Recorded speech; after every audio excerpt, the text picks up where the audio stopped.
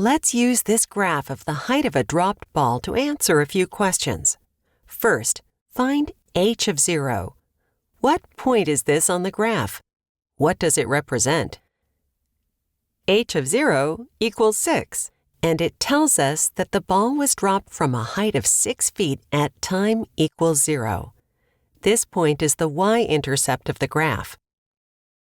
Next, find at least 3 solutions of h of x equals 0 and describe what these points mean in this situation. On the graph, you can see solutions at x equals 0.54, x equals 1.48, and x equals 2.25, but there are others. These solutions are where the function touches the x-axis, so these are the x-intercepts of the graph. Each one represents a time when the ball hits the ground. Now, describe the domain of the function. The domain is all the possible x values. The domain includes all x values between 0 and about 3.8 when the ball stopped bouncing. Describe the range of the same function.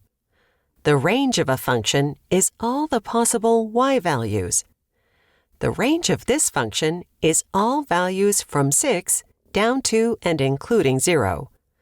The range represents heights of the ball from when the ball was dropped until it hit the ground. Look at the graph. What does the point 0.540 mean?